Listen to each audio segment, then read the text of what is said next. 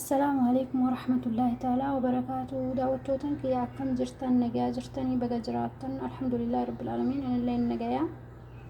حارة فيديو سني قبل في ماسكي يوكا دواء فول الرمادات هم بلسا ماداتي في وانتوتا غرغرا فولا كن رجل وان غوغوراتشا نمرت ببهو waan immoo aduu irraa kan ka'e fuula ballazeeru fuula gamti akkaan diimaa gamti akkaan yaani fuula xoxorraa'eeru jechuu walumaa galatti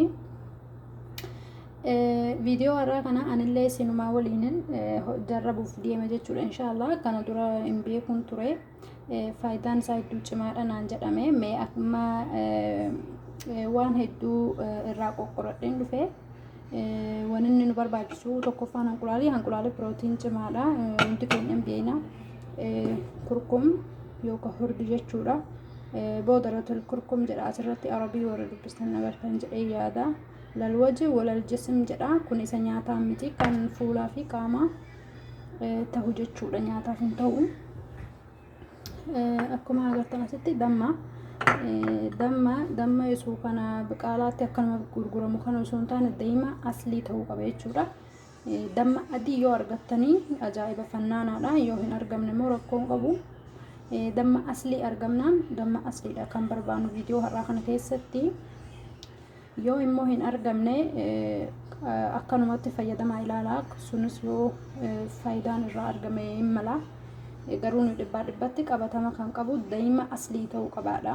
Maadiyaat bara meeqa sirra jiru hin gadhisiisa dhibbatti kan jedhanii mee anillee sinii waliin jarrabuuf deema inshaallah haga torban sadiiti kan fayyadamuu qabu jedhanii haga baatii jechuudha haga baatii haga guyyaa 20 achi torban yeroo fayyadamneen booda inni faayidaan isaa mul'achaa deema dhibbatti kaasuu dhabullee akka kaasaa jiru hin beeksisaa kan jedhani inshallah walumaan laaluuf deemna anillee yoon irraa faayidaan isaa dhibbatti kan nama qulqulleessu ta'e isiniif himaa isinillee naaf himtanii fuula habuubii fi waan adda addaa fuula irratti bahee yeroo nurraa badu akka xabaasaa ta'ee faa kan hafu kanallee gargaara sirriitti dhibbatti fuula saafii godha waa takka fuula irratti buqa'aa takka hin mul'atu kan jedhanii meeshaallah walumaan laaluuf deemna warri maadiyaat qabdan ta'e warri gubur adda addaa waan adda addaa fuula keessan irra jiru fayyadamaa siniin jedha akka sinitti tolu abdiin qaba inshaallah. كومنتي ناكسني طبعا torban sadii jenneerra haga guyyaan 20 haga akka fuulli keessan baduu isaa jechuudha waan xiqqoo ta'e dafee bada yoo waan immoo humna qabu ta'e suutumaan gadhiisa jechuudha inshaallah walumaan laalla akkamiin akka fayyadamnu jechuudha. hanqulaala kan barbaannu safaar isa bicaa qofaa barbaadna bishaan kan adii hin feenu keessaa dhangalaasna jechuudha isa bicaa isaa askuul akka maal akka jedhamu beeku dhiifama qofaa barbaadna asirratti agarsiisa akkamiin akka fayyadamnu wanni kun eegaa sirriitti waliin laaqnee hanqulaalii fi hurdii fi daa'ima kana eega sirrii waliin dhoyneen booda tallaajaa kahanna jechuudha. rakkoo takka qabu haga guyyaan 4 tallaajaataa guyyaan 4 booda yoo sirraa hafe kan hin dhumne ta'e dhangalaaste kan biraa hojjetatte jechuudha yoo dhume immoo ishoo baga dhume jennaan jechaadha. Amma akkamiin akka godhannu sin agarsiisa akkatti dhiqannu daqiiqaa 30 haguma dandeessi ofirra keessaa daqiiqaa 30 gaditti hin dhiqin garuu daqiiqaa 30 ol kan yeroo qabaattee sin rakkisne ta'e rakkoon qabu daqiiqaa 40 haga sa'a takka fidii taa'e fuula keera rakkoo takka hin qabu. Urgiin hanqulaal immoo hin badaa eegaa dammaa fi hurdii itti isheene dhageessu sin jibbisiisu jechuu fooliin isaati. Fuula keenya eegaa yeroo dhiqannu bishaan daafii ta'e bishaan qabbanaan taane waan taane jiddu galeessa ta'een dhiqannaa ogguu dhiqannee irraan immoo bishaan qabbanaadhaan basamaat fuula keenya cufuu qabna akkuma viidiyoo duraarra sinii ibseetti lammaffaan eega dhiqannee ra'aniin booda dirqama fuula keenya muraxxiba dibachuu qabna jechuudha. Waan goggogee taa'uu hin qabu fuulli akkuma saamunaan dhiqneen akkanumatti dhiisnee deemuu hin qabnu. Muraxxiba fayyadamuu qabdan jechuudha. Kun akkanatti safaaril beeyid qofaadha. Hanqulaal kan bicaa qofaa barbaanna kan irraa ganna jechuudha.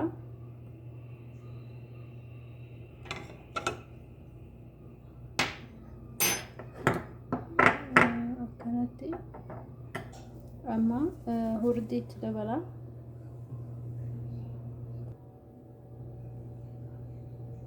Akkanatti fal'aana shaahiillee hin guunnu xiqquma jechuudha kan barbaannu. Fuula keenya irratti illee bicaa nu godhee nu hambisaa warri jedhu hin hafu sirrii dhiqannaa abadan hin hafu. Amma sirriitti walitti laaqee isin deebi'a. Akkanatti amma sirriitti eega walitti laaqee dhugoo wahuma xiqqashoodha. Dhugoon kuni fooliin hanqulaal abadan hin dhaggeeffamu nurratti hin jibbisiisu jechuudha. Akkanatti sirriitti walitti eega dhoofneen booda waan akkanaa nu barbaachisa. Waan sirriitti cuqqaallaa qabu jechuudha. Kunoo eegan dhugoo itti dabaleen booda sirriitti dhahee asitti naqa. Haga guyyaan afurii tallaajaa keessa kaa'annaa. Gallaba ta'uu qaba kan fayyadamuu qabnu. Haguma dandeesse daqiiqaa 30 gadi hin dhiqin malee daqiiqaa 30 ol haga dandeesse fiddee teesse jechuudha. Mee waan kana anillee har'arraan eegalee ni fayyadama. Fuula anillee maadaatillee hin qabu alhamdulillah. Garuu fuula irratti waan gugurraacha ta'e waan habuuba yookaan wanni habba shabaab habuub nurra bahee yoguu fayyuu akka xabaasaa ta'e waan hafuufillee hedduu fayyada. Fuula dhibbaan dhibbatti saafii godha jechuudha. Waan faayidaa guddaa qaba. Mee walumaan laala. Anilleen ni fayyadama inshallah isiniifin hima. Wanni maadaat kana hedduu rakkisaadha. Maadaati gosa lama ta'uu yoo beektanillee hin mala inshallah viidiyoo biraa keessatti hojjanna.